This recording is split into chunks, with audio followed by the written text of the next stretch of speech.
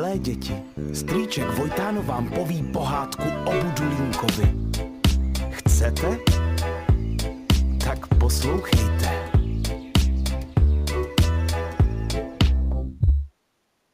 Bylo nebylo, jedno malý mimino, co zlobilo a bylo trochu debilo a oči divně kulilo. Něco mu prej chybělo a něco mu zas přibylo a nebylo to kilo, těch málo mělo. Bylo líný a říkalo, že bude, tak to rozhod fotr, budeš Budulínek, prde, Budulínej. Přísahám, slibuju vám, nehnu prdelí, nic nedodělám. Jak řek, tak udělal, flákal, živočel dál. Nikam moc nechodil, jen se válel opodál. Lhal, skrytou agresi nehrál, zvítězila jeho lenost, fotr už se bál, tak ho vzal, když spal tam, kam vítr val. Pozadu vycouval z posedu, kam neposedu dal. Malej se probral, kde to kurva jsem? Netuší, že na něj čeká galantní jelen. Dobrý den, kozy ven, já jsem galantní jelen. Projedu tě pohledem, upředu tě jako len. Jsem ten, co tě vzadu tlačí, myslí, že to jednou stačí. Dobrý den, kozy ven, já jsem galantní jelen. Projedu tě pohledem, upředu tě jako len. Jsem ten, co tě vzadu tlačí, myslí, že to jednou stačí. Tak to ne, jelene, galantní nebo ne, takhle to nebude.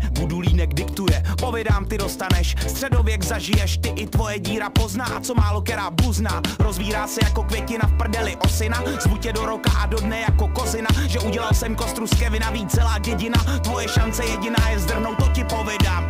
Jsem malej muž s velkou duší, schovej přede mnou svoji srnu, kámo, tato tuší. Čekuj, moje uši jsou jak satelity, co tvůj signál ruší. A ještě mi to sluší, a ještě mi to sluší, a ještě mi to sluší. Ty mý uši, ty mý uši, ty mý uši. Dobrý den, kozy ven, já jsem galantní jelen. Projedu tě pohledem, upředu tě jako len. Jsem ten, co tě vzadu tlačí, myslí, že to jednou stačí. Jen co to jelen dořekl, popadl ho Budulínek a cloumal s ním o 106. Div, že z něj duši nevytřásl. Když už se zdálo, že dříve tak líný Budulínek řádění zanechá, znovu zbrunátněl a zasypal jelena nevídanou salvou nadávek.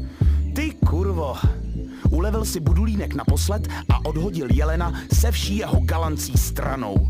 Dříve galantní, teď už jen starý, slabý, ubohý, bývalý deviantní Don Juan naposledy zvedl zrak.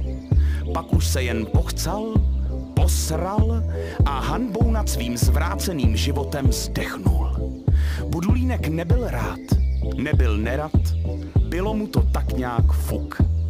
Nasral si mě, ale takhle to skončit nemuselo. No což, kůži stáhnu, maso uvařím, kosti vlkům pohodím a převezmu vládu nad celým lesem. Dobrý den, já jsem ten, co na něm skapal jelen, zabil jsem ho pohledem, vzal ho peklem a pak ven. Jsem ten, co tu nyní vládne, neslyší námitky žádné. Dobrý den, já jsem ten, co na něm skapal jelen, zabil jsem ho pohledem, vzal ho peklem a pak ven. Jsem ten, co tu nyní vládne, neslyším námitky žádné, ne!